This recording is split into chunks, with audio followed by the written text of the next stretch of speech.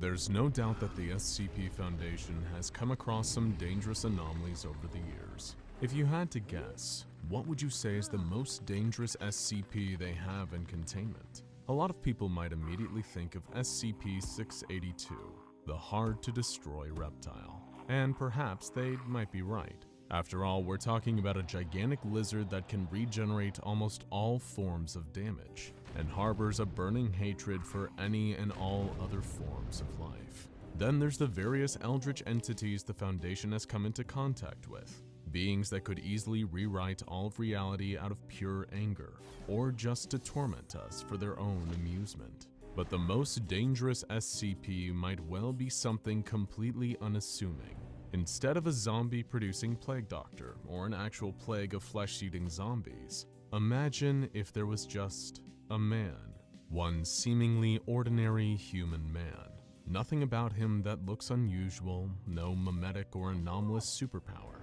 And yet one look at him tells you that he's the most dangerous man you've ever seen. Someone who should be locked up forever for all the horrible things he's done. Welcome to the story of Fraser Melbrook, the most dangerous person, also known as SCP-3017.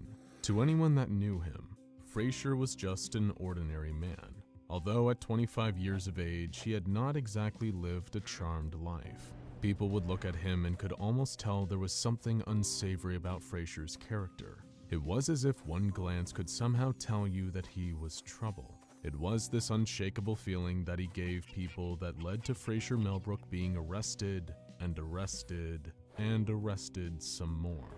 Over the course of his adult life, he was placed under arrest a total of 23 times. Fraser was suspected of having committed a number of different crimes, ranging from robbery and assault all the way up to accusations of murder. Interestingly, he was never formally indicted for any of his alleged crimes, meaning he was only ever arrested and held as a suspect, but never once was he confirmed to have been guilty. There was never any evidence, nothing to prove beyond reasonable doubt that Fraser was, in fact, a criminal. Instead, every arrest boiled down to the way he made people in his presence feel. Unfortunately, even though he was never proven to be guilty, or even capable of committing the crimes he was accused of, Fraser Melbrook's multiple arrests garnered him a notable criminal record, and soon drew the attention of the SCP Foundation. When he was transferred into Foundation containment and designated as SCP-3017, it was believed that Fraser had some form of connection to a number of groups of interest. These are various organizations that the Foundation monitors, viewing them as